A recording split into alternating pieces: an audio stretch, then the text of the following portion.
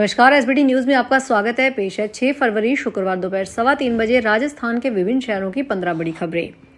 भारतीय reserve bank के governor Sanjay Malhotra ने शुक्रवार को अपनी नई मौद्रिक नीति का ऐलान किया। इस बार का फोकस डिजिटल बैंकिंग को सुरक्षित बनाने और छोटे कारोबारियों को बिना किसी अड़चन के पैसा उपलब्ध करवाने पर रहा।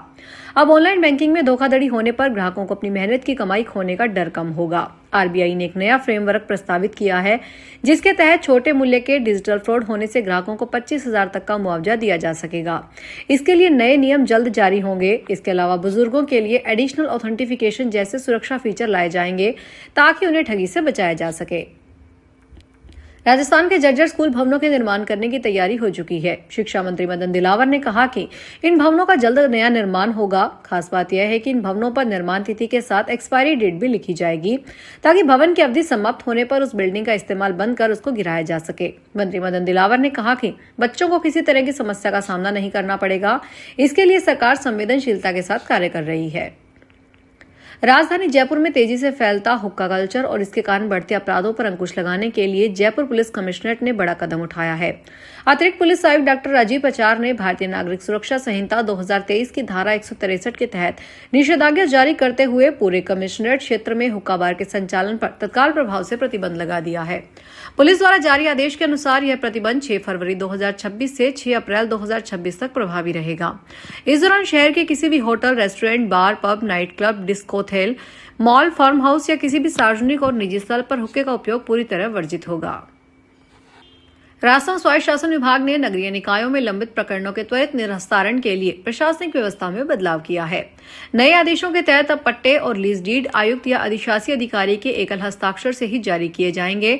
इस कदम से लंबे समय से अटकी फाइलों के निपटारे में तेजी आने की उम्मीद है। कोटपुतली नगर परिषद क्षेत्र में सभापति का कार्यकाल पूरा होने के बाद निर्वाचित बोर्ड का गठन नहीं हो सका था। इसके कारण लीज डीड, भूखंडन आवंटन और पट्टों से जुड़ी सैकड़ों फाइलें महीनों से स्वीकृति का इंतजार कर रही थी। खेजड़ी बचाने के लिए बीकानेर में बिश्नोई धर्मशाला के सामने चल रहा आमरण अनशन सरकार के लिखित आश्वासन पर शुक्रवार को चौथे दिन खत्म हो गया, लेकिन महापड़ाव अब भी जारी है। आंदोलनकारियों ने साफ किया है कि कानून बनने तक धरना और क्रमिक अनशन चलता रहेगा। हर दिन नए पर्यावरण प्रेमी अनशन पर बैठेंगे। पिछले 4 दिनों में 100 से ज्यादा अनशनकारियों की तबियत बिगड़ गई थी। इनमें से 14 अनशनकारियों को पीबीएम में एडमिट किया गया था, जिसमें से 7 अब भी एडमिट है। शुक्रवार को महापड़ाव में संतों के साथ समाज के महिला और पुरुष भी बैठे हैं। धरने पर बैठी महिला ने बताया कि केवल 2 संभागों में खेजड़ी पर रोक लगाई गई थी। हमारे आश्वासनों का गला घोटा गया। राजस्थान की प्रतियोगी परीक्षाओं में पारदर्शिता लाने की दिशा में भजन लाल सरकार ने एक बड़ा कदम उठाया है। राजस्थान लोक सेवा आयोग ने अब उम्मीदवारों के प्राप्तांकों को लेकर चली आ रही गोपनीयता की दीवार को गिरा दिया है। आयोग ने निर्णय लिया है कि अब हर भर्ती परीक्षा के सफल अभ्यर्थियों के नंबर सार्वजनिक किए जाएंगे। प्रदेश के सबसे बड़ी और प्रतिष्ठित आरएएस भर्ती 2023 नई व्यवस्था पहली गवाह बनी है। आयोग ने न केवल परिणाम जारी किए, बल्कि चयनित अभ्यर्थियों के मुख्य परीक्षा और इंटरव्यू के अंक भी आधिकारिक वेबसाइट पर अपलोड किए हैं। कोटा के नयापुरा थाना क्षेत्र में घरेलू विवाद के दौरान बुजुर्ग महिला पर हमला करने का मामला सामने आया है। घटना में लक्ष्मीबाई पत्नी भंवरलाल गंभीर रूप से घायल हो गई, जिन्हें इलाज के लिए अस्पताल में भर्ती करवाया गया है। घायल बुजुर्ग महिला लक्ष्मीबाई ने बताया, घर में छोटे बेटे और उनकी बहू का बड़े बेटे से किसी को बात को लेकर विवाद चल रहा था। झगड़े की आवाज सुनकर मैं बीच बचाव करने के लिए मौके पर पहुंची। विवाद शांत होने के बजाय और उग्र हो गया। साइबर अपराध और वित्तीय धोखाधड़ी पर लगाम लगाने के लिए सरकार ने बड़ी कार्रवाई करते हुए देश भर में 39,43,000 मोबाइल कनेक्शन डिस्कनेक्ट किए हैं। इसके अलावा 2,27,000 मोबाइल हैंडसेट और 1,31,000 एसएमएस टेम्पलेट्स को भी ब्लैकलिस्ट किया है। संचार और सूचना प्रौद्योगिकी मंत्रालय में राज्य मंत्री डॉक्टर पेम्पा सनी चंद्रशेखर ने बताया कि दूरसंचार संसाधनों के दुरुपयोग को रोकने के लिए दूरसंचार विभाग ने डिजिटल इंटेलिजेंस प्लेटफॉर्म की स्थापना की है, जिससे साइबर अपराध और वित्तीय धोखाधड़ी को रोका जा सके। उत्तर प्रदेश के सीतापुर जिले के माहौली कातवाली क्षेत्र में एक गेस्ट हाउस में तीसरी शादी रचाने पहुंचे युवक को दूसरी पत्नी की शिकायत पर मछरेटा पुलिस भरे मंडप से उठा ले गई। पीड़ित का दावा है कि उसका दहेज प्रताड़ना का मामला न्यायालय में विचाराधीन है। उसने पहली शादी हरदोई जिले के एक महिला से की थी। पुलिस का कहना है कि शिकायत पर तीसरी शादी कर रहे युवक को पकड़कर थाने लाया गया। दोनों पक्ष आपस में बातचीत कर रहे हैं। यदि कोई तहरीर आती है तो जांच पर कार्रवाई की जाएगी। महिला ने थाने पहुंचकर शिकायत दी कि उसका पति माहौली इलाके में अपनी तीसरी शादी कर रहा है, जबकि उसका मामला भी न्यायालय में विचाराधीन है। इस शिकायत पर मछरेटा पुलिस हरकत में आई। सुप्रीम कोर्ट की एक अहम टिप्पणी ने एक बार फिर शादी के झूठे वादे पर रेप जैसे मामले को लेकर बड़ी बहस छेड़ दी है। देश की शीर्ष अदालत ने साफ शब्दों में कहा है कि अगर महिला पहले से शादीशुदा है तो वह किसी दूसरे व्यक्ति के खिलाफ यह कहकर रेप का दावा नहीं कर सकती कि उससे शादी का वादा किया गया था। यह फैसला ऐसे समय में आया है जब सहमति से बने रिश्तों में टूटने के बाद रेप के मामले दर्ज होने पर अदालतें लगातार चिंता जता रही है। सुप्रीम कोर्ट ने हिंदू विवाह अधिनियम 1955 की धारा का हवाला दिया है। इस धारा के मुताबिक अगर किसी व्यक्ति का पति या पत्नी जीवित है तो वह दूसरी शादी नहीं कर सकता। कोर्ट ने कहा कि जब कोई वादा कानूनन संभव नहीं हो तो उस वादे के टूटने का रेप का आधार नहीं बनाया जा सकता।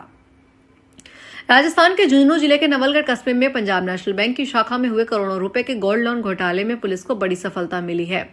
मुख्य आरोपी और निलंबित शाखा प्रबंधक अमित जांगिड़ को उत्तर प्रदेश के मथुरा से गिरफ्तार कर लिया गया है। पुलिस की विशेष टीम ने मथुरा रेलवे स्टेशन के बाहर से उसे दबोचा। गिरफ्तारी के दौरान अमित जांगिड़ ने पुलिस कस्टडी से भागने की कोशिश की, लेकिन पुलिस ने पीछा करके उसे दोबारा पकड़ लिया। इधर बैंकिंग कारस्पेंडेंस संचालक संतोष सैनी को भी गिरफ्तार कर लिया गया।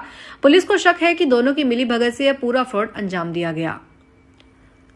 महाराणा प्रताप से जुड़े ऐतिहासिक गौरव के प्रतीक हल्दी घाटी और रक्त तलाई प्रशासन की सर्वोच्च प्राथमिकता में है। राजस्थान हाई कोर्ट के सख्त निर्देशों के बाद गुरुवार को जिला कलेक्टर अरुण कुमार हसीजा और पुलिस अधीक्षक ममता गुप्ता के नेतृत्व में 16 विभागों के प्रभारी अधिकारियों ने इन दोनों ऐतिहासिक स्थलों का व्यापक निरीक्षण किया। निरीक्षण के दौरान कलेक्टर ने स्पष्ट शब्दों में कहा कि इन स्थलों का संरक्षण, सुरक्षा और स्वच्छता और सुव्यवस्थित विकास किसी भी सूरत में नजरअंदाज नहीं किया जाएगा।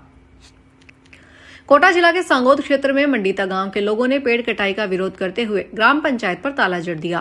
पेड़ों की कटाई का टेंडर निरस्त करने की मांग पर अड़ गए। बड़ी संख्या में गांव की महिलाएं व पुरुष पंचायत भवन के बाहर इकट्ठा हो गए और प्रशासन के खिलाफ नारेबाजी की सूचना पर प्रशासन मौके पर पहुंचे। टेंडर निरस्त करने का आश्वासन दिया गया, लेकिन 11:30 बजे तक पंचायत सचिव के मौके नहीं आने पर ग्रामीण आक्रोशित हो गए। पंचायत भवन को खुलने नहीं दिया गया।